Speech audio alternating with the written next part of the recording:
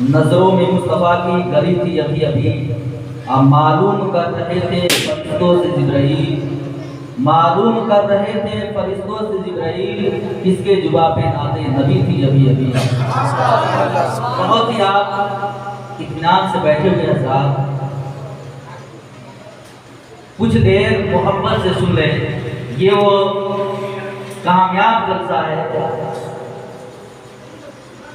जो सरकार की आमद पे और सरकार की यौम पैदाइश पे इस जश्न को हम और आप मिल करके मना रहे हैं।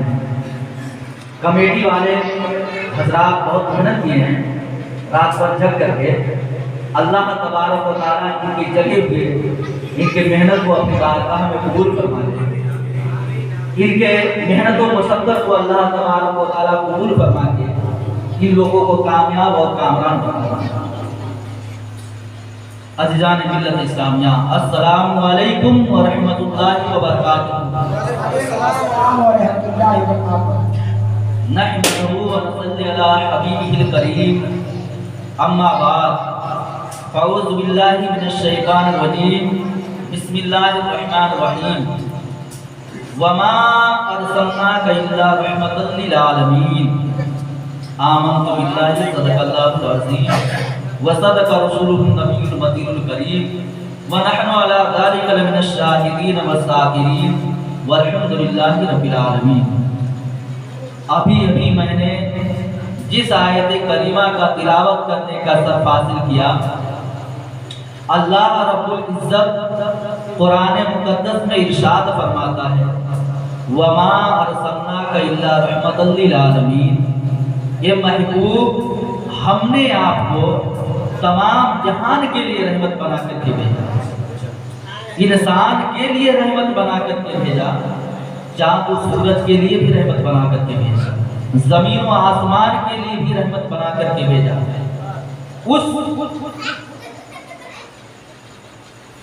आयत पे कुछ देर हम और आप रोशनी डालने से पहले मदीने के ताजदार अहमद मुस्तफ़ा मोहम्मद मुस्तफ़ा सल्लल्लाहु अलैहि वसल्लम की बारगाह अक़दस में दरूद पाक का नजराना अक़ीदत पेश करें। पढ़िए बाबा से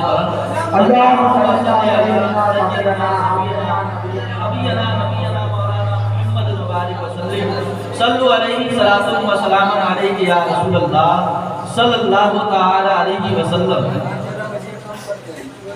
हाजियों आओ शहंशाह का रोज़ा देखो, हाजियों आओ शहंशाह का रोज़ा देखो, काबा तो देख चुके काबे का काबा देखो। गौर फिक्र करने की बात है। हाजियों आओ शहंशाह का रोज़ा देखो, काबा तो देख चुके काबे का काबा देखो। गौर फिक्र करने की बात है।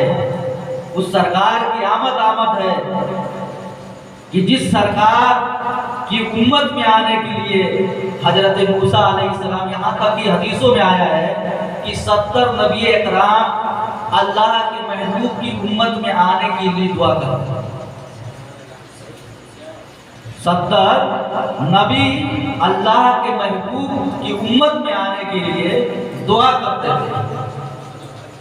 रब महबूब पे कुर्बान जाइए कि महबूब की पैदाइश, महबूब की आमद जब अल्लाह के महबूब को दुनिया में भेजना मकसद हुआ, अल्लाह रब्बुल इज़्ज़त ने महबूब को दुनिया में भेजा तो बेसहारों को सहारा मिला। जब अल्लाह तबारक व तआला ने रसूल को भेजा तो बेवाओं को सहारा मिल गया, यतीमों का सहारा मिल गया, गरीबों का गमखार मिल गया। इसलिए कि हमारे सरकार जब दुनिया में जलवा कर नहीं थे, जब सरकार की आमद नहीं थी, जब सरकार दुनिया में तशरीफ नहीं लाए थे, तो इंसान हकीकत में अपनी जिंदगी को जिंदगी की तरह नहीं गुजारता। हकीकत में अपने वक्त को वक्त की तरह नहीं गुजारता। सरकार से आने से पहले लोग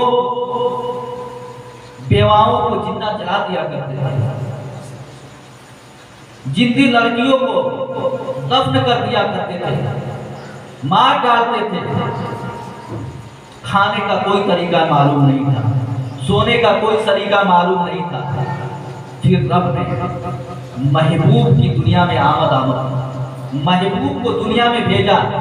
ये महबूब आप जाइए ताकि लोगों को चलने का सलीका मिल जाए।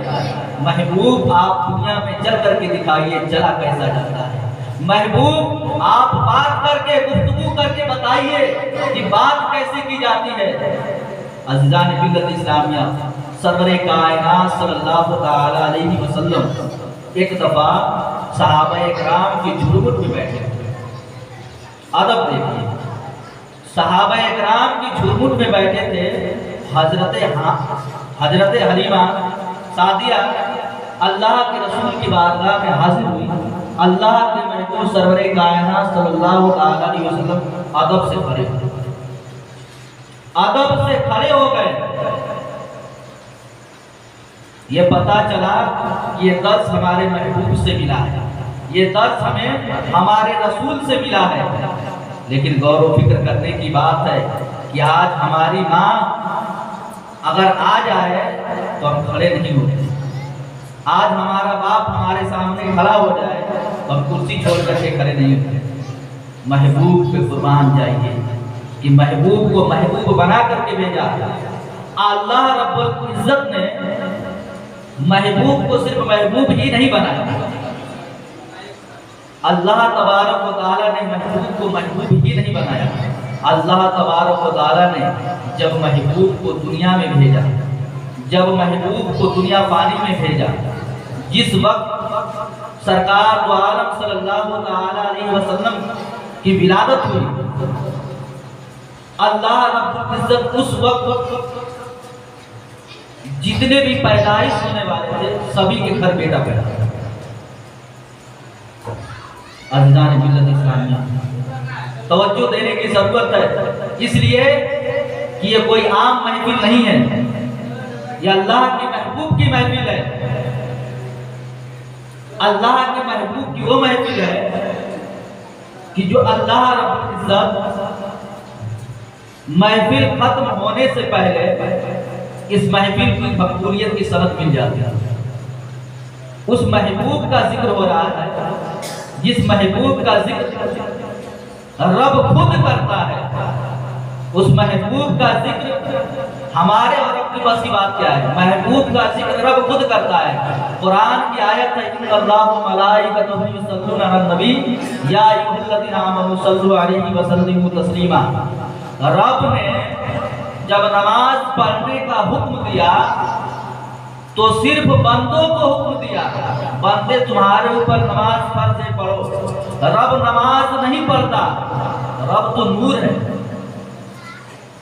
रब ने जब ज़कात का हुक्म दिया तो ज़कात का यूं ही हुक्म दिया, बंदे तुम्हारे ऊपर ज़कात फर्ज है, ज़कात अदा करो।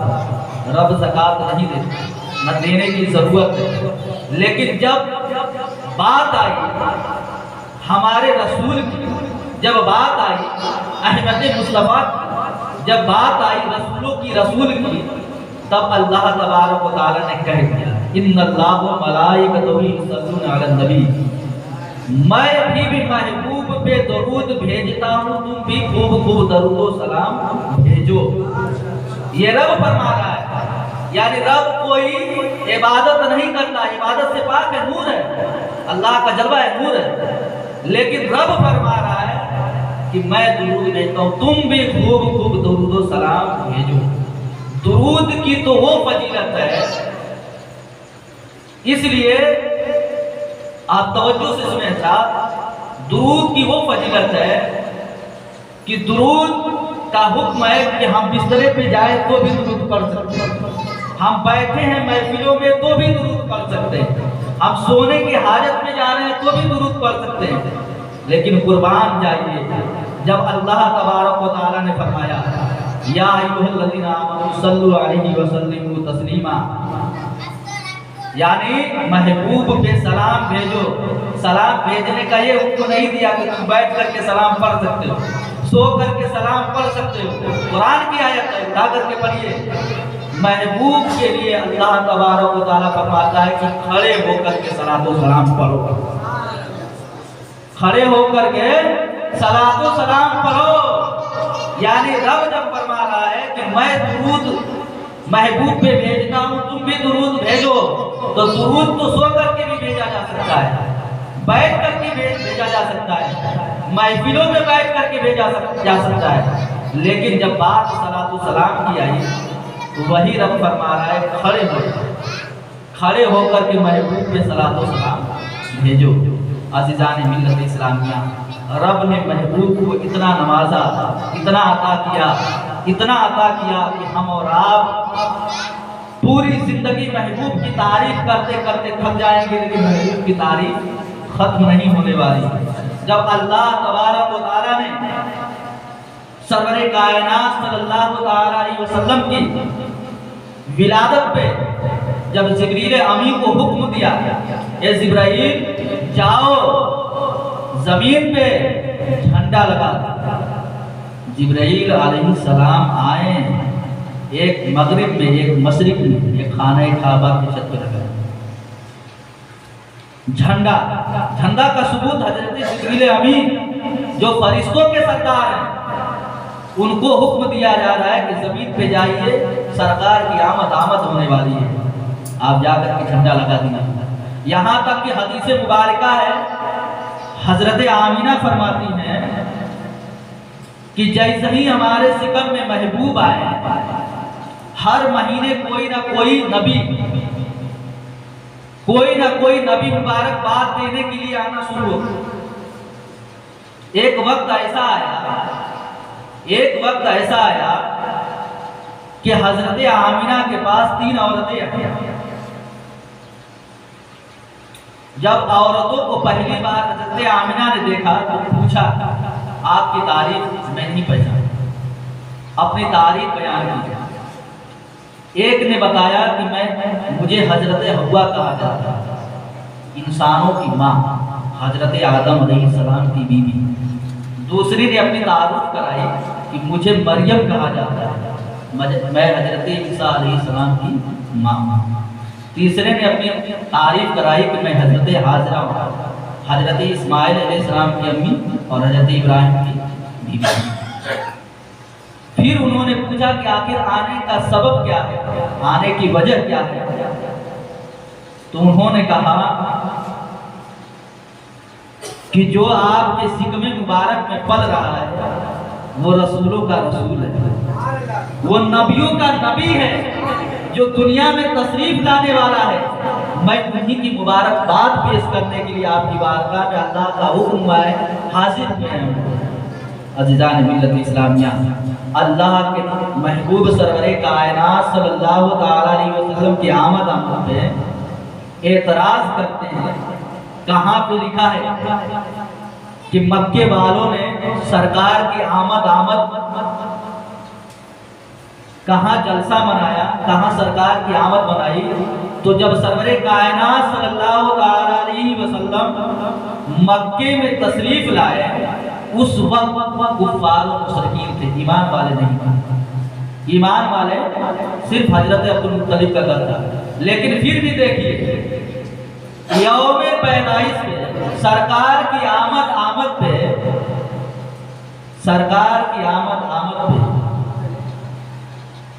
हम और आप यूं ही कह देते हैं सरकार की आमद। लेकिन सरकार की आमद अल्लाह ने महबूब को इसी तरह दुनिया में नहीं भेजा। जब सरकार की आमद हुई, जिसको अबू जहल कहा जाता है, सरकार की आमद पे, सरकार की पैदाइश पे जब उसने ये खुशखबरी सुनी तो अपने उंगली के इशारे से उस लौंडिये को आजाद कर दिया, जो गुलाम थी, खादिम थी। पता चला कि अबू जहल सरकार को नहीं मानने वाला, फिर भी सरकार की आमद पे लौंडिया को आजाद किया। यानी दिल में खुशी थी, उसने आजाद किया। आजाद करने के बाद जब दुनिया से वो चला गया, जब अपने भाई के ख्वाब में नजर आया तो कहता क्या है कि पूरे दिन मुझे तकलीफ दी जाती है, पूरे दिन मुझे तकलीफ दी जाती है, लेकिन जब पीर का दिन आता है, जब पीर का दिन आता है तो मैं अपनी दाहिनी उंगली को, पहले उंगली को जब जुबान पे रखता हूँ तो मुझे ठंडक महसूस होती है। अब मुझे ठंडक यूं ही नहीं महसूस होती, मुझे मालूम है मुझे ठंडक क्यों महसूस होती है कि जिस दिन सरकार तो आलम सल्लल्लाहु अलैहि वसल्लम की पैदाइश हुई, जिस वक्त सरकार की आमद हुई, मैंने खुशी से सिद्क दिल से उस लौंडिया को इशारे से आजाद किया। उस आजाद की रहमत यह है, उस आजाद करने की बरकत यह है कि मैं उस उंगली को जब चूसता हूँ तो मुझे बहुत सुकून मिलता है। पीर के दिन बहुत राहत मिलती है, बहुत इत्मीनान मिलता है। अज़ीज़ान मिल्लत इस्लामिया, और फिक्र करने की बात है, सरकार की आमद इसी तरीके से नहीं हुई। सरकार की आमद पे भी राज है। अल्लाह ने अपने महबूब को दुनिया में भेजा तो किसी का मोहताज थोड़ी नहीं है। अल्लाह ने महबूब को जब दुनिया में भेजा तो अल्लाह के जितने भी नबी आए सबके ऊपर किताबें नाज़िल हुई। 4 मशहूर किताबें, तौरात, इंजील, ज़बूर, कुरान मजीद। लेकिन अल्लाह तबारक व तआला ने किसी किताब को किसी नबी पे नाज़िल किया, उतारा, तो अल्लाह तबारक व तआला ने ये नहीं कहा कि मैंने इसकी जिम्मेदारी ली है। तौरात उतारा, कोई जिम्मेदारी नहीं। इंजील उतारा, कोई जिम्मेदारी नहीं। तौरात उतारा, कोई जिम्मेदारी नहीं। लेकिन जब बात आई कुरान करीम की, जब बात आई कुरान अजीम की, तो अल्लाह तबारक व तआला क्या कह रहा है कि मैंने कुरान को उतारा भी है, महबूब पे मैंने कुरान को नाजिल भी किया है, हिफाजत की जिम्मेदारी भी दिया है। क़यामत तक कुरान को ना तो कोई बदल सकता है, ना कोई बदलने वाला माई का लाल पैदा हो सकता है।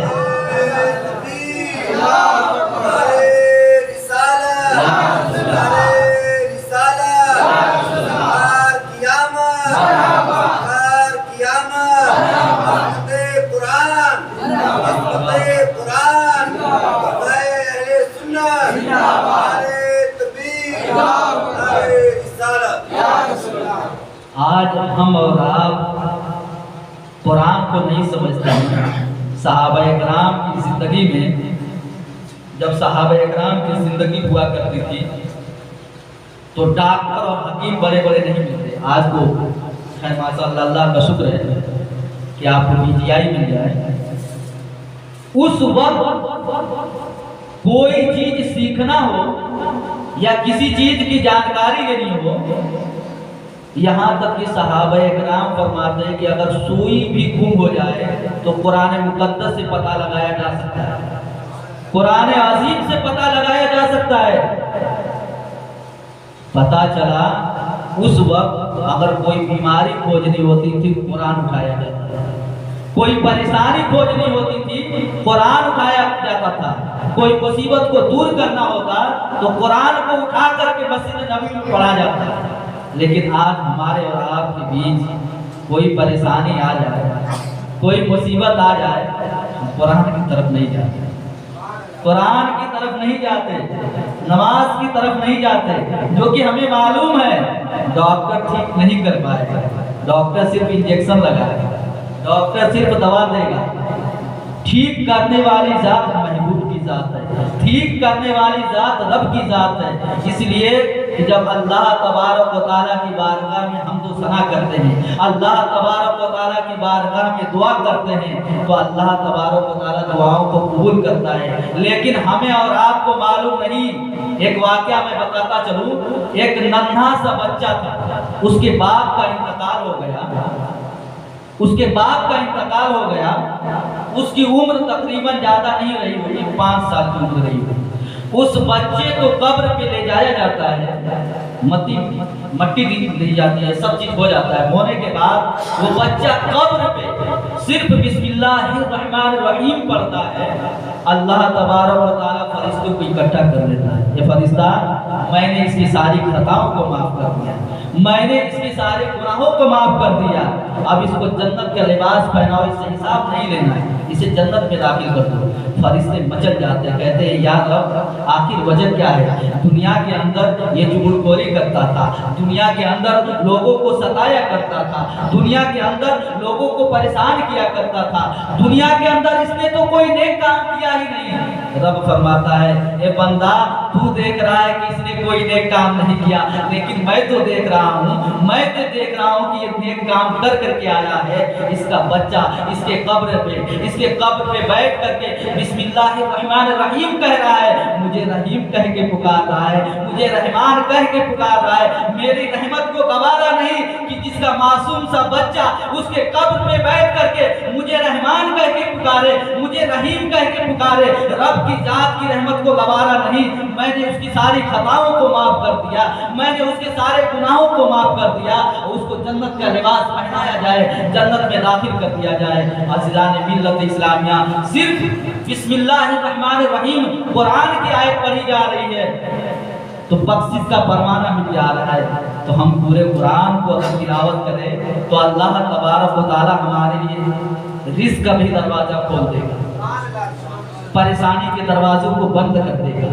मुसीबत के दरवाजों को बंद कर देगा। लेकिन हम कुरान को पढ़े तो सही, कुरान को सुने तो सही, हमारे पास वक्त ही नहीं, हमारे पास टाइम ही नहीं है कुरान को पढ़ने के लिए, कुरान को सीखने के लिए। सहाबा किराम की जिंदगी का मुताला कीजिए, हदीस मुबारका पढ़िए, हमें और आपको शर्म आती है। सहाबा किराम की लंबी लंबी दाढ़ियाँ हुआ करती थी, फिर भी वो कुरान का दर्स सीखते थे भी और सिखाते थे भी, कुरान की दर्स को तालीम देते भी थे, सीखते भी थे, सिखाते भी थे। उनको शर्म महसूस नहीं होती थी। उनके बच्चे क्या हमारे बच्चों की तरह हैं? सहाबा किराम के बच्चे जंगों में लड़ा करते, दीन की खिदमत भी किया करते थे। हम और आप सोचते कि बहुत बड़ा काम कर दिए, बहुत एहसान कर दिए, ऐसी कोई बात नहीं है। जो दीन फैलना था, जो दीन फैलाना था, फैल चुका है। उस दीन को हम बचा लें, यह बहुत बड़ी बात है। उस दीन को हम समेट लें, यही बहुत बड़ी बात है। मैं एक वाकया बताता चलूँ। ख्वाजा गरीब नवाज, जिसको सभी जानते और पहचानते हैं, हिंदुस्तान के ऊपर ख्वाजा गरीब नवाज का एहसान है, एहसान रहेगा। ख्वाजा गरीब नवाज जब हिंदुस्तान की सरजमीन पे कदम रखते हैं तो यहाँ पे लोग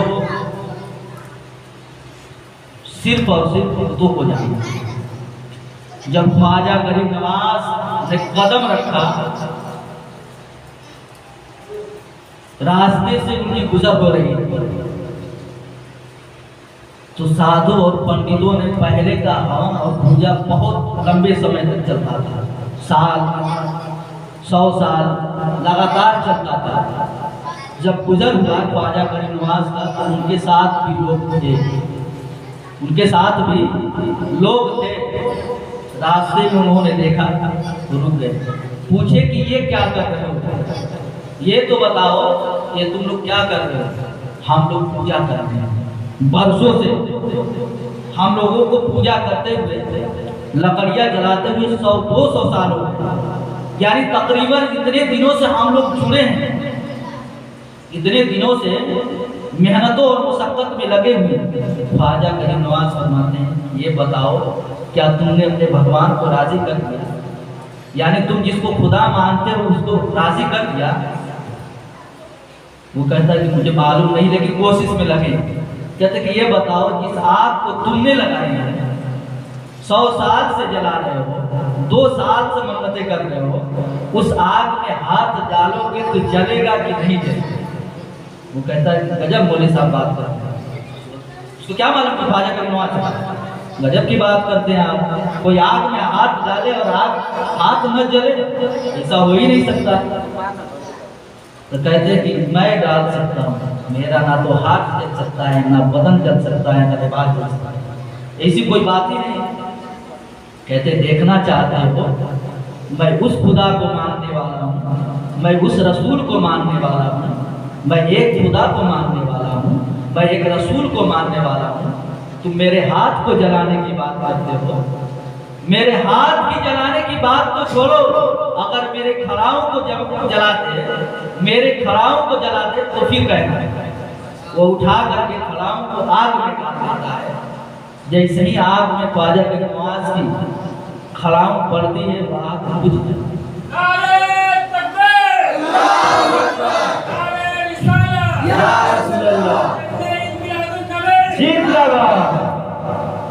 वो खड़ाऊं जैसे ही आग में पड़ती है, वो 100 साल से जल रही है, 100-200 साल से जल रही है, लेकिन ख्वाजा का नमाज की खड़ाऊं लकड़ी की रही है। खड़ाऊं लकड़ी की होती है, लकड़ी आग में पड़ी तो उसे जलना चाहिए, लेकिन वह आग बुझ गई। सारे पंडित ईमान लाए, कलमा पढ़ा। ख्वाजा बेगम नवाज ने इसी तरीके से ईमान की दावत नहीं, बहुत ही मेहनत और मुशक्कत की, इस्लाम को फैलाया, दीन को फैलाया। हम और आप दीन को संभाल नहीं पाते, दीन को बचा नहीं सकते, इसलिए कि हमारे पास फुर्सत नहीं, हमारे पास वक्त नहीं। क्या ख्वाजा बेगम नवाज ने दीन की खिदमत की? ख्वाजा बेगम नवाज की औलादें नहीं थी, परिवार नहीं था। आपने सब कुछ छोड़ करके आया हिंदुस्तान की सरजमीन में, जिसको अजमेर कहा जाता है। आज अजमेर को कौन नहीं जानता? अजमेर को कौन नहीं जानता? सभी जानते हैं। लेकिन कभी हदीस मुबारका का मुताला किया आपने कि ख्वाजा बेगम नवाज के खड़ाऊ में ये पावर है, तो ख्वाजा बेगम नवाज के उंगलियों में पावर क्या होगा? ख्वाजा गरीब नवाज के निगाहों में पावर क्या होगा? ख्वाजा गरीब नवाज के जब कासे में पूरा समंदर का पानी आ सकता है, तो बताइए करबला में पानी क्यों नहीं आता? जब ख्वाजा गरीब नवाज के कासे में पानी आ सकता है, तो करबला में पानी क्यों नहीं आता? मैं इसमें एक वाकया बताता चलता हूँ, गौरव जहन लगा के सुनिएगा। जब हजरत अली कहाँ पैदा हुए मालूम है? नहीं मालूम? काबे में पैदा हुए।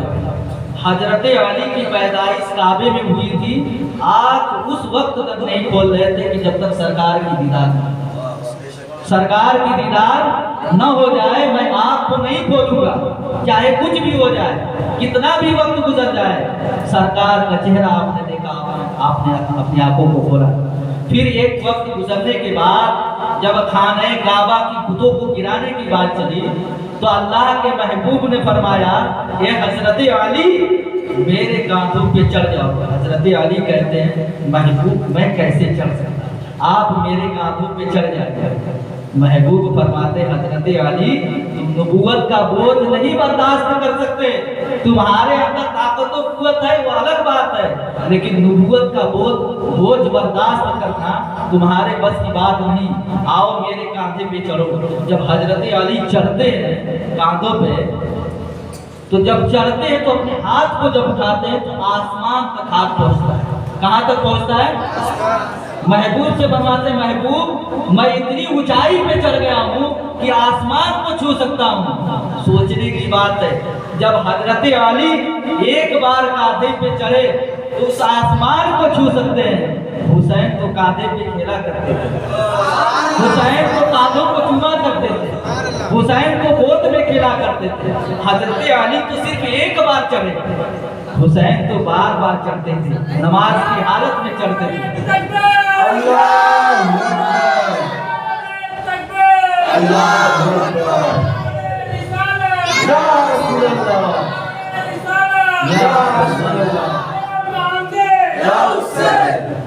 हुसैन, वो हुसैन, अभी मैंने कहा ना, ख्वाजा गरीब नवाज के आना सागर में जब समंदर का पानी आ सकता है, हजरत अली जब सरकार के कांधे पे चढ़े तो आसमान को छू सकते हैं। तो जो कांधे पे खेला हो उसके लिए आसमान कौन सी बात बड़ी बात है? जिसके झूले को जिब्रील अमी झुलाते हो,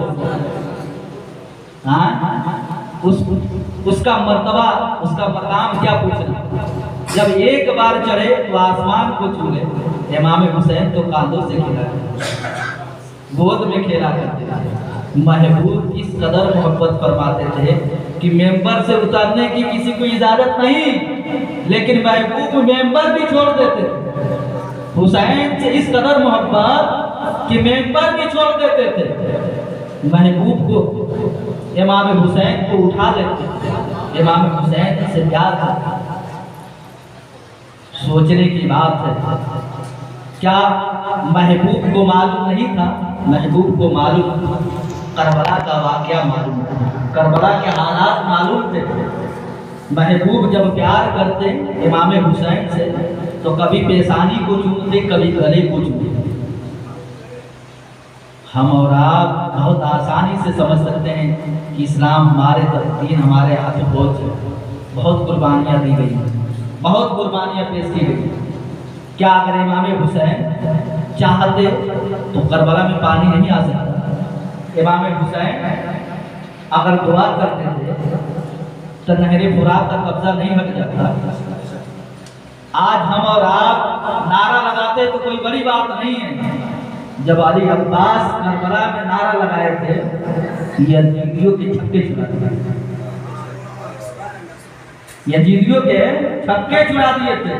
आज जब वही नारा हजरत अली ने लगाया था तो किले कैबर को उखाड़ दिया। हम और आप नारे की पावर आप जानना चाहते हैं? नारे की वो पावर है कि इंसान किसी मैदान की जंग में, नारे में बहुत ताकत है, लेकिन हम और आप बस ये समझ लेते हैं कि दीन बहुत आसानी से नहीं बैठा। ख्वाजा गरीनवाज ने बहुत मुशक्कत उठाई। गौसे पाक जिसको हम जानते और पहचानते हैं, उन्होंने बहुत यहाँ तक की किताबों में आता है कि 40 साल तक आपने इबादत की। ऐसा कि वजू से फजर की नमाज ऐसा की वजू से फजर की नमाज पढ़ते थे। सोच लीजिए उनकी इबादत है। सोचने की बात है कि जब बात आई, आपने हजरत अवैस करनी का नाम सुना होगा। महबूब से इस कदर, इस महबूब को आपने देखा नहीं। महबूब से इस कदर प्यार कि जब आखिरी वक्त सरकार का आया तो आपने हजरत अली से अपने जुब्बा मुबारक देने के लिए कि हजरत अवैस करनी से मुलाकात है तो जुब्बा दे देना और सलाम पेश करना और कह देना कि मेरी उम्मत की बख्शिश के लिए वो दुआ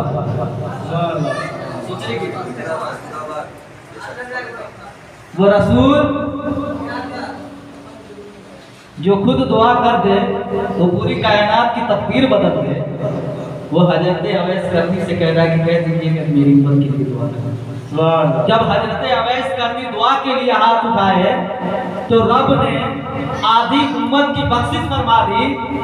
फिर ये कोशिश करने की कोशिश की है, रब ने रोक दिया। अवैस करनी जो देना था मैंने दे दिया, जो अता करना था मैंने अता कर दिया, अब छोड़ दो। अब यह आधी उम्मत आने वाले के सबके में बख्शी जाएगी, अब उन्हें रह नहीं रहा। अवैस करनी पूछते हैं आखिर वो शख्स कौन है, वो जात कौन है जिसके सदके में आधी उम्मत की बख्शिश हो जाएगी? तो गैर से आवाज आती है जिसको दुनिया गौसे पाक के नाम से जानेगी और पहचानेगी। वलियों का वली होगा, जैसे महबूब नबियों का नबी है उसी तरीके से वो वलियों का वली होगा जिसको गौस के नाम से दुनिया जानेगी और पहचानेगी। मैं उसकी दुआ से आती उम्मत की मग़फ़िरत फरमा दूंगा। सोच लीजिए जिंदगी इस तरीके से नहीं गुजरी जिस तरीके से हम आसानी से लफ्जों में बयान कर देते हैं कि हम गौसे पाक को चाहने और मानने वाले हैं, ख्वाजा गरीनवाज को चाहने और मानने वाले हैं। अगर वाकई में इश्क होता, वाकई में मोहब्बत होती तो ख्वाजा गरीनवाज के दर पे भीड़ देखते हैं।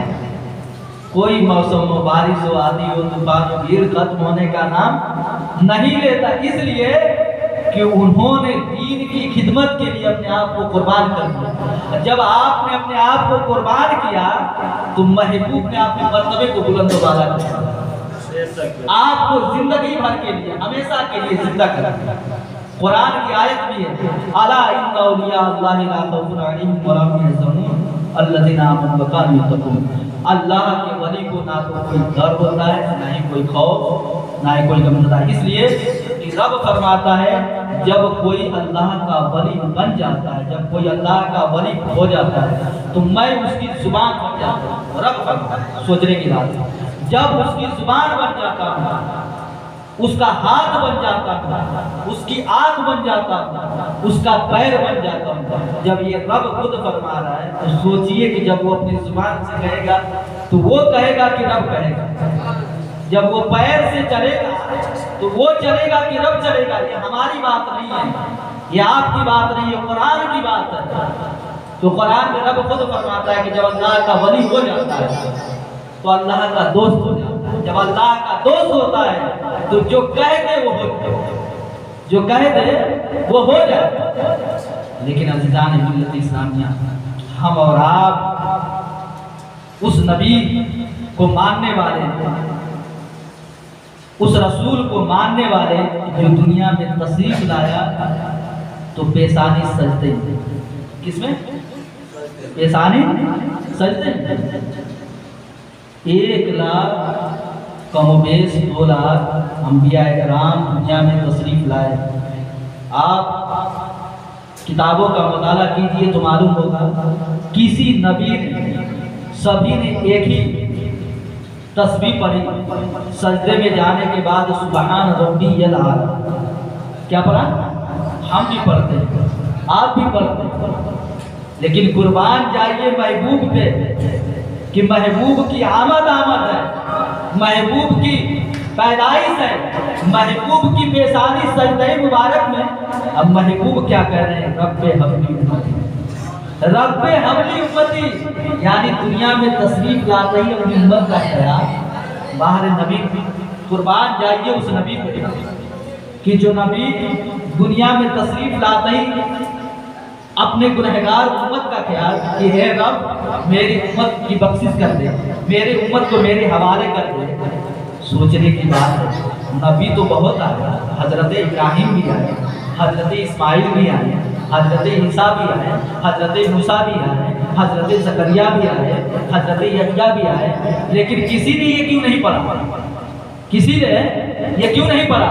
सबने सुभान रब्बियल आला पढ़ा, लेकिन महबूब आए, रब्बे हबली उम्मती, ए रब मेरी उम्मत को मेरे हवाले कर, मेरी उम्मत को बख्श दे, मेरी उम्मत गुनहगार है।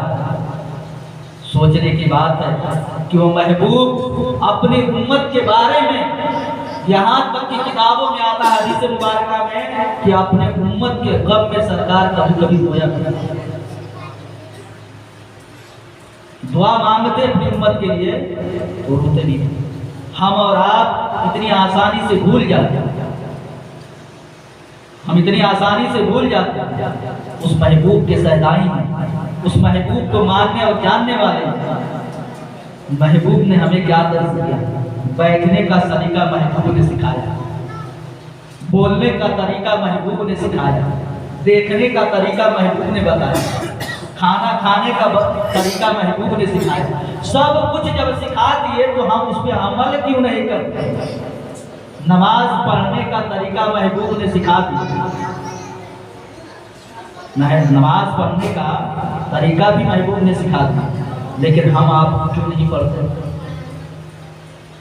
हम और आप नमाज से दूरी बनाए, कुरान से दूरी बनाए।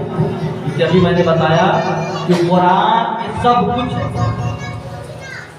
कुरान में सब कुछ है, कुरान में सब है और बस कर दीजिए और सब खत्म। कुरान में सब, कुरान को हटाइए तो कुछ भी नहीं, कुरान को पढ़िए तो सब है और बस सब कुछ उसी में है। दुनिया पाना चाहते हो तो कुरान को पढ़ो, आखिरत पाना चाहते हो तो कुरान को पढ़ो, मैदान हश्र में निजात पाना चाहते हो तो कुरान को पढ़ो। अल्लाह रब्बुल इज्जत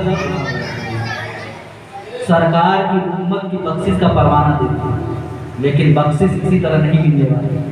इतनी आसानी से अगर मिल जाती तो मेरे महबूब आमद पे अपने सजदे पेशानी को सजदे मुबारक में क्यों रखते? रब्बे हबली उम्मती क्यों कहते हैं? लेकिन हमें और आपको इस चीज़ का दर्श नहीं, सबक नहीं मिला। हमें आपको इस चीज़ से अफसोस नहीं है कि महबूब ने अपनी उम्मत के लिए कितनी मुश्किलों का सामना किया, कितनी दुश्वारियों का सामना किया। यहाँ तक कि जब उन्हें तकलीफ दी जाती थी तो जिब्रील अमीन आसमान से जमीन पे आ गया। आने के बाद कहते महबूब बस अब बर्दाश्त नहीं हो रहा, आप एक बार इशारा करते थे मैं इस जगह को नेस्तो नाबूद कर दूंगा। अल्लाह ने वो ताकत और कुव्वत मुझे अता की है कि चंद सेकंड में इस जगह को नेस्तो नाबूद कर दूंगा। महबूब फरमाते हैं जिब्रील मैं नहीं जानता, मैं सब कुछ जानता हूँ, मैं सब कुछ पहचानता हूँ कि रब कर सकता है, लेकिन मैं ये भी देख रहा हूँ कि आज मेरे ऊपर पत्थर बरसाएंगे, मुझे कल कलमा पड़ेगा, दाखिले मुसलमान हो जाएगा, ईमान लाएगा, मेरी निगाहें देख रही हैं। अज़ीज़ान मिल्लत इस्लाम में वो महबूब जिसके बारे में हदीस मुबारका कि महबूब जब चलते थे तो दरो दीवार से आवाज़ आती थी, पहाड़ों से चट्टानों से आवाज़ आती थी, अस्सलातु वस्सलामु अलैका या हबीबल्लाह, अस्सलातु वस्सलामु अलैका या रसूलल्लाह। हम और आप पढ़ते कोई बड़ी बात नहीं, हमारे हज़रत अल्लाह तबारक व तआला ने ज़ुबान अता किया तो हम पढ़ते हैं। बताइए पहाड़ की आवाज़ को कोई सुन सकता है, पहाड़ की ज़ुबान को कोई समझ सकता है, लेकिन वो भी महबूब पे लगे हुए हैं, महबूब से लगे हुए हैं। कुरान हम और आप कुरान को नहीं समझते, इरशाद गरामी है कि कुरान को अगर पहाड़ पे नाजिल कर दिया जाता तो कुरान रेजा रेजा हो जाता। कुरान को अगर अल्लाह तबारक व तआला पहाड़ पे नाजिल करता तो कुरान चूर चूर हो जाता। सोच लीजिए कि हाफिज कुरान की सीने में कैसे महसूस है। बहुत आसान बात नहीं है, बहुत आसान बात नहीं है। इंसान जब हासिल करता है, सीखता है, मेहनत और मुशक्कत करता है तो रब खुद ब खुद अता करता है। इंसान जैसे अपनी जिंदगी को गुजारता है, उसे जीने का तरीका नहीं मालूम, सोने का तरीका नहीं मालूम, साइकिल चलाने का ढंग नहीं मालूम, बाइक चलाने का ढंग मालूम नहीं, लेकिन जब ज़रूरत पड़ती है तो सीख भी लेता है और चला भी लेता है। अभी कुरान सीखने में हमें और आपको दुश्वारी होती है। अभी नन्हे से बच्चे के हाथ मोबाइल में उसे बताने की ज़रूरत नहीं, इल्ला माशाअल्लाह कि मोबाइल में क्या खोलना है क्या चलाना है। 4 साल का बच्चा खोल के चला के दिखाता है, आपको मालूम हो चाहे नहीं मालूम। अज़ीज़ान मिल्लत इस्लामिया, हमें और आपको अपने मुआशरे को सुधारने की ज़रूरत है, संभालने की ज़रूरत है। ये वो नस्लें हैं जिनको हम आबाद करेंगे तो आबाद होंगे, बर्बाद करेंगे तो बर्बाद होंगे। इसलिए कि जब किसी को बर्बाद करना हो, जब किसी को तबाह करना हो तो उससे इल्म छीन लिया जाए, वो दुनिया के अंदर तबाह बर्बाद हो जाएगा। इल्म अगर नहीं सीखेगा तो सिर्फ और सिर्फ उसके हाथों में कुदार और फरसे, अब कुदार और फरसे वाले इंसान क्या कर सकते हैं? सिर्फ मजदूरी। जब हमारे बच्चे दीन सीखेंगे, जब हमारे बच्चे दुनिया सीखेंगे, दुनियावी इल्म के साथ साथ दीनी इल्म सीखेंगे तो हमारे बच्चों के हाथ में कलम होगा, और जिसके हाथ में कलम होगा फतह का झंडा वही लहराएगा। एसडीएम वही बन सकता है, डीएम वही बन सकता है जिसके हाथ में कलम होगी, मिनिस्टर वही बन सकता है, कोई चीज वही बन सकता है जिसके हाथ में फरसा और उदार है, कोई चीज नहीं बन सकता, सिर्फ मेहनत और मजदूरी कर सकता है। तो हमें और आप, क्या हम फरसा चलाते हैं तो क्या हम ये जानते हैं? हमें तकलीफ होती है, हमें मालूम नहीं, हम ये सोचेंगे कभी कि हमारे बच्चे फरसा और उदार चलाएं। हम मेहनत और मुशक्कत इसलिए करते हैं कि हमारे बच्चे सीखें, हमारे बच्चे तरबियत हासिल करें, हमारे बच्चे इल्म सीखे, इल्म के बुनियाद पे, इल्म के बुनियाद पे जिस जगह कदम रखे उन्हें इज्जत मिले, उन्हें शोहरत मिले। आज ये बताइए कि आपके बीच हम और हाफिज साहब, हाफिज एहसान साहब बैठे हैं, अगर ये बताइए कि हमारे अंदर कोई बात नहीं होती तो आप बेवकूफ़ है। बैठ करके हमें सुनते नहीं सुनते ना, नहीं सुनते आप। इसलिए नहीं सुनते कि आप ये समझते कि उनके चाहते हैं, इनके हाथ में जब फरसई कुदार है तो हमारे हाथ में भी फरसई कुदार है, तो फरसे कुदार वाले की बात फरसे कुदार वाला क्यों सुने? फरसे कुदार वाले की बात फरसे कुदार वाले नहीं सुने, अब उससे नीचे वाले के लोग सुने। इसी तरीके से इंसान जब वक्त को पीछे छोड़ देता है, वक्त पे कुछ हासिल करता है, वक्त पे सीखता है, तो इंसान कामयाब होता है। जब कामयाब होता है इंसान तो उसकी इज्जत होती है।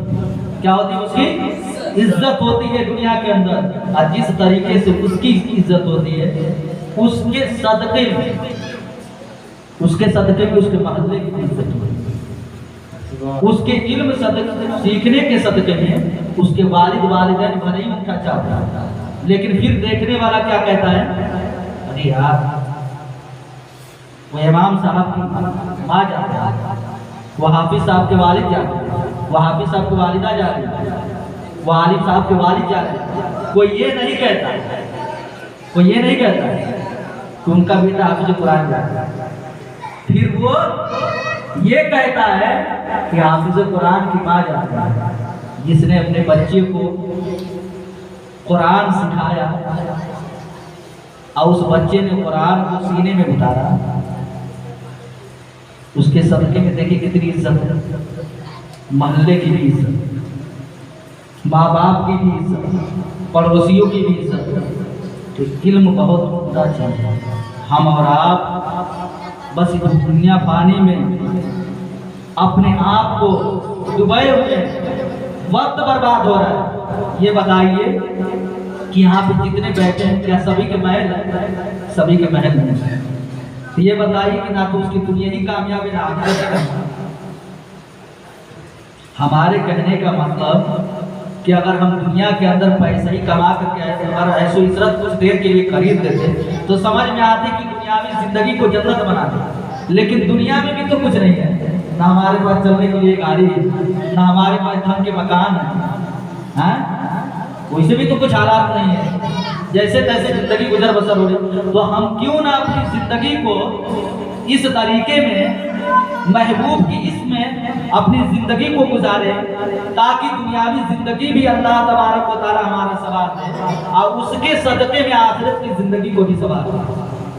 सोचने की बात है कि हम और आप हश्र के बारे में सोचते हैं, मैदान कब्र के बारे में नहीं सोचते। सीढ़ी है ना, दर्जे हैं, जैसे जहन्नम के दर्जे हैं, जन्नत के दर्जे, उसी तरीके से पहली जगह क्या है? कब्र। क्या है?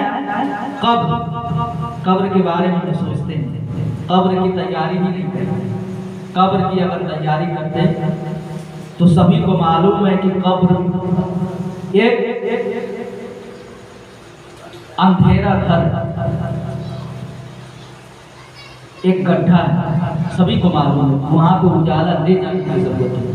अगर यहाँ पे दुनियावी एतबार से अगर किसी शख्स को कह दिया जाए कि उस मकान में तुम्हें 10 दिन बाद जाना है, उसमें लाइट नहीं है, उसमें पंखे नहीं है, उसमें एसी नहीं है, उसमें कूलर नहीं है, तो जब 10 दिन का उसे वक्त मिलेगा ना, तो बार बार चबिया खोलेगा तलब कि पहले लाइटियां लगा ले, पहले पंखा लगा। जाने से पहले वो इंतजाम करेगा ना कि हमको यहीं पे रहना है, 10 दिन के बाद आ करके तो थोड़ा सा पंखा चेक कर लेते हैं, थोड़े से देख ले पानी उनकी टंकी में चढ़ता है कि नहीं, ताकि बाल्टी से नहीं भरना। तो सब इंतजाम को दुनियावी एतबार से चेक करते हैं, देख लेगा। लेकिन वह शख्स, उसे मालूम है कि कब्र की मंजिल पहली मंजिल है, कब्र में अंधेरा हो, उजाला ले करके जाना, उजाला ले करके जाना, लेकिन उजाला ले करके उसे तौफीक ही नहीं। ये न सोचे कि नमाज नहीं पढ़ते तो बहुत खुश नसीब है, अरे वो बहुत नसीब इंसान है जो रब की बारगाह में रब गवारा नहीं करता, अपनी बारगाह में झुकाता नहीं। इसलिए कि ये सजदे सभी को नसीब नहीं होते, ये सजदे सभी को नसीब नहीं होते। अल्लाह जिसे चाहता है उसे अपनी बारगाह में झुका लेता है, जिसे चाहता है उसे अपना बना लेता है, जिसे चाहता है अपना इश्क अता कर देता है। कुलूबुल मुमिनीना रसूलुल्लाह, अल्लाह तबारक व तआला कुरान में इरशाद फरमाता है, मैं मोमिन के सहे रब्स से भी जान से भी ज्यादा करीब हूं। यानी रब जब इंसान के सहे रब्स से यानी सांसों से ज्यादा करीब है, ये बताइए कि हमें गुनाह करना चाहिए।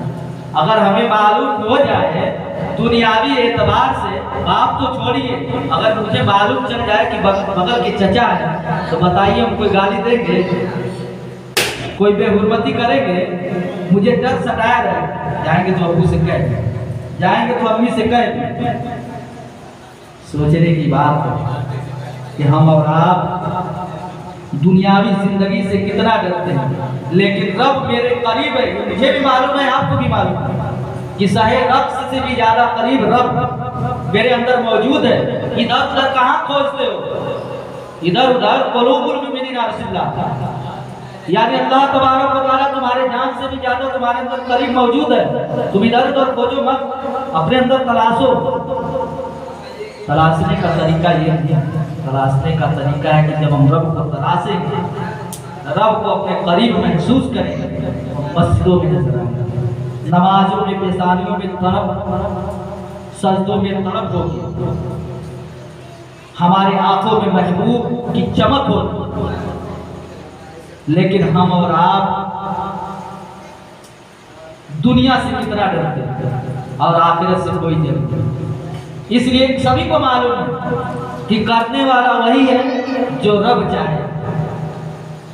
रब मेरे ऐबों पे पर्दा डाला हुआ है, रब चाहे तो ऐब को खोल नहीं सकता है, खोल सकता है, लेकिन रब हमारे गुनाहों पे पर्दा डाला हुआ है। सोच लीजिए कि अल्लाह तबारक व तआला कितना गफूर रहीम है, रहम करने वाला है कि जब बंदे मोमिन नमाज के लिए मस्जिद में दाखिल होता है तो रब फरिश्तों को हुक्म देता है, ये फरिश्ता इसके सर से गुनाहों का लिबास, जो गुनाहों का कपड़ा है वो उतार लिया जाए। फरिश्ते उतार लेते हैं, फिर वो बंदा पाक और साफ होकर के अल्लाह की बारगाह में झुकता है, सजदा रेज होता है। जब सजदा कर लेता है, नमाज मुकम्मल कर लेता है, तो फरिश्ते आगे बढ़ते हैं। फिर रब फरमाता है, फरिश्ता कहाँ चला? फरिश्ता कहता है कि लिबास पहना दूं।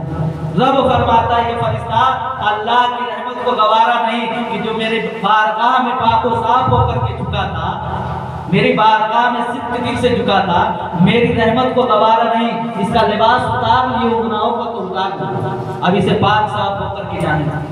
नारे तकबीर, नारे रिसालत, मसलके आला हज़रत, शाज़ईन मिलादुन नबी, पत्ता पत्ता फूल फूल, नारे तकबीर, नारे रिसालत। इंसान मौत के बारे में नहीं सोचता, मौत कभी भी आ सकती है, किसी को भी आ सकती है, किसी से बता करके नहीं आने वाली को मौत आने वाली है। नमाज की फजीलत जानना चाहते हैं ना, नमाज की अहमियत जानना चाहते हैं आप? नमाज की तो वो अहमियत है, नमाज की तो वो बरकत है कि नमाज में सब कुछ है। आपने किसी अल्लाह के वली को नमाज छूटते हुए देखा? किसी किताब में पढ़ा? नबी की नमाज को छूटते हुए आपने देखा? नबी की नमाज छूटते हुए आपने देखा? किताबों में पढ़ा? नहीं पढ़ा। हजरत अली की सिर्फ असर की नमाज कजा हो रही थी, तो सोच लीजिए, सोचने वाली बात, असर की नमाज कजा हो रही थी, हजरत अली को मलाल आया, और उनकी आंखों से आंसू टपक करके सरकार के रूखे जवाब में रुखसार पे गिरा तो अल्लाह के महबूब की नींद बेदार हो जाए। जब नींद बेदार होती है तो पूछते हैं हजरत अली क्या बात है, महबूब असर की नमाज कदा हो रही है। तो महबूब ने क्या फरमाया, ये हजरत अली ये बताओ कज़ा पढ़ना चाहते हो या आधा पढ़ना चाहते हो। हजरत अली कहते या रसूल अल्लाह, अगर आधा पढ़ लेते तो बेहतर होता, आधा पढ़ लेते तो बेहतर होता। आपने उंगली के इशारा किया, चाँद अपने समय पर आपने असर की नमाज को अदा किया। सोचिए, सोचने की बात है कि महबूब हजरत अली से भी इस कदर मोहब्बत फरमाते हैं कि असर की नमाज कदा नहीं होने दिया, आपने सूरज को बदला।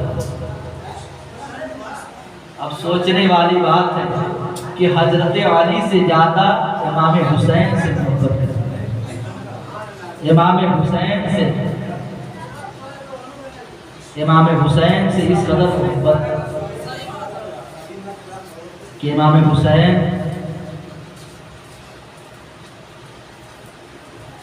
से इस कदर मोहब्बत के आप इमाम हुसैन को नमाज की हालत में जब होते सरकार सल्लल्लाहु अलैहि वसल्लम अगर इमाम हुसैन कांधे पे चढ़ जाते तो सरकार सजदा नहीं बना, इस कदर मोहब्बत। तो जिस अली के लिए चांद को वापस लाया जा सकता है, उस इमाम हुसैन के लिए करबला में पानी लाना कोई बड़ी बात नहीं, करबला में नहरे फुरात को छोड़ना कोई बड़ी बात नहीं, कोई कमाल की बात नहीं। लेकिन इस्लाम के परचम को बुलंद करना, इस्लाम के परचम को लहराना था, इस्लाम के परचम को बुलंद करना था, इस्लाम को बचाना था। इस्लाम को बचा करके इमाम हुसैन का कयामत तक के लिए मोमिनों के दिलों में जिंदा। यजीद करबला के बाद यजीद इमाम हुसैन का जिक्र आज भी कल भी हो ता कयामत तक होगा, कोई रोकने वाला नहीं है। इसलिए कि इमाम हुसैन को हुसैन बनाया। अज़ीज़ान मिल्लत इस्लामिया, हमें और आपको चाहिए कि दुनियावी जिंदगी को जिस तरीके से संवार रहे हैं उसी तरीके से आखिरत के बारे में भी सोचें। आखिरत के बारे में सोचने की बात अब सोच लीजिए कि रब तबारक व तआला, रब जिसकी सफेद दाढ़ी हो जाती है, रब की बारगाह में जब दुआ करता है तो हया रब उसकी दुआओं को कबूल फरमाता है, उसकी सफेद दाढ़ी की वजह से। रब कितना रहम करने वाला है, कितना करम करने वाला है, यह आप और हमसे बेहतर कोई नहीं। हम नमाज नहीं पढ़ते फिर भी रब रिज़्क़ दे रहा है, हम नमाज नहीं पढ़ते फिर भी अल्लाह तबारक व तआला अच्छे मकान में रख रहा है, हम नमाज नहीं पढ़ते फिर भी हम अच्छे लिबास पहन रहे हैं। यह अल्लाह का बहुत बड़ा एहसान अजीम है। अगर दुनिया के अंदर कहीं पे अगर इमाम साहब अगर इमामत करते हो, अगर 2 दिन इमाम साहब अगर इमामत के लिए नहीं आए तो मोहल्ले में अफरा तफरी मचती है। अब इमाम साहब को हटा दिया जाए, इसके अंदर कोई बात नहीं रही। अब सोच लीजिए तो अल्लाह वो रब कितना गफूर रहीम है कि उसका कोई काम नहीं करता, फिर भी खिलाता भी है, दिलाता भी है, सब कुछ अता करता है। रब के इख्तियार में तो सब कुछ है,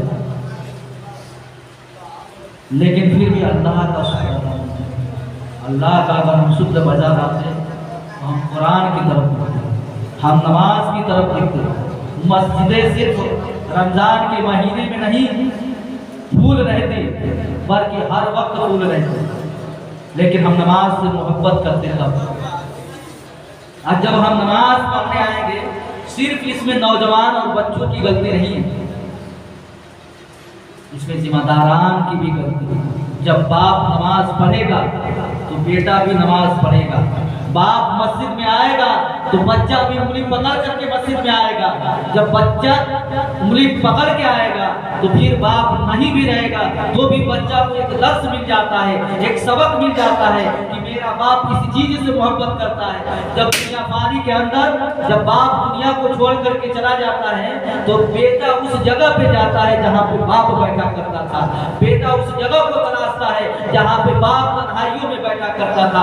बेटा उस जगह पे जाता है जहाँ पे उसके बाप जाया करते थे। बेटा उस जगह पे जाता है जिस जगह से बाप को दोस्ती हुआ करती थी। जिस रिश्तेदार के पास वो जाता है जिस रिश्तेदार से उसकी बाप की दोस्ती हुआ करती थी। तो पता ये चला कि बाप ने जो दर्श दिया वो दर्श से कामयाब है। वो चाहे सही दर्श दिया हो चाहे गलत दर्श दिया हो। तो ये बताइए कि हमें दर्श क्या देना चाहिए। अगर हम सही दर्श देते, मस्जिदों का आदी बनाते तो बच्चे मस्जिद में नजर आते, कुरान के आदी बनाते तो बच्चे कुरान पढ़ते हुए नजर आते। बच्चों को अगर अदब करने का तरीका हम सिखाते तो हमारे बच्चे अदब करते, अदब करने का सलीका सिखाते तो हमारे बच्चे अदब करते। हमें ये कहने का मौका नहीं मिलता कि हमारे बच्चे तो हमारे जवाब देते, हमारे बच्चे हमारे नाफरमानी करते हैं। नाफरमानी की वजह सिर्फ यही है, इल्म की कमी, तरबियत की कमजोरी, कि हम और आप बच्चे के हाथ में अगर मोबाइल अभी रोने लगे बच्चा तो माँ और बहनों की आदत सी है कि मोबाइल थमा दे, बच्चा किसी तरीके से बाल ले। तो 2 घंटा हमारा टाइम कर दिया। उस बच्चे को उस वक्त माँ की गोद की जरूरत है। जब उस बच्चे को उस वक्त माँ की गोद नहीं मिलेगा तो ये बताइए उस बच्चे को दर्स क्या मिलेगा, उस बच्चे को सबक क्या मिलेगा। जब उसको दर्स नहीं मिलेगा तो फिर वो बच्चा क्या होगा। वो बच्चा अगर मोबाइल में गाना सुनेगा तो गाना का आदी होगा, मोबाइल में बच्चा अगर गेम खेलेगा तो गेम का आदी होगा। जब बच्चे को हम दर्स देंगे, बच्चे को तरबियत देंगे, हमारे पास तो ये भी फुर्सत नहीं, हमारे पास तो ये भी फुर्सत नहीं कि हम अपने बच्चों को, अपने फैमिली को वक्त दें। सबसे ज्यादा बुराई और बेहयाई फैलने की वजह वक्त। अगर हम आज अपने अगर बच्चों से वक्त के लिए तरसते हैं, अपने बच्चों के लिए वक्त से तरसते हैं तो हमें सोचना चाहिए कि कहीं ना कहीं हमारे अंदर कमी है। अगर हम बच्चों को अपने बचपन में वक्त देते तो हमारे बच्चे हमारे पास बैठ करके खाना खाते, जवानी में हमारे साथ खाना खाते। इसलिए तो उन्हें दर्श मिलता कि जब छोटे थे तो हमारे वालिद हमारे साथ खाना खाया करते थे। तो हम बड़े हो गए तो हमें भी बाप का इंतजार करना चाहिए, बाप के साथ खाना खाना चाहिए। तो अपने बच्चों को दीन सिखाए, अपने बच्चों को तरबियत सिखाए, अपने बच्चों को मस्जिदों में लाने की आदि बनाए। अल्लाह रब्बुल इज्जत की बारगाह में दुआ है कि अल्लाह रब्बुल इज्जत जलसे को कामयाब और कामरान कर दे। और कमेटी के लोग जितने मेहनत और मुशक्कत किए हैं उनकी मेहनत और मुशक्कत को अल्लाह रब्बुल इज्जत अपनी बारगाह में कबूल फरमा ले, इस महफिल को अपनी बारगाह में कबूल फरमा ले। मैं अपनी बात को यहीं पे खत्म करता हूँ। अल्हम्दुलिल्लाहि रब्बिल आलमीन। तौबा है अस्तगफिरुल्लाह रब्बी मिन कुल्ली ज़ंब व अतूबु अलैह। अल्लाह तबारक व तआला जितनी भी बातें मैंने कही है सबसे पहले हमें अमल करने की तौफीक और रफ़ीक अता फरमाए। बाद में आप सभी हज़रात को अस्सलामु अलैकुम। नारे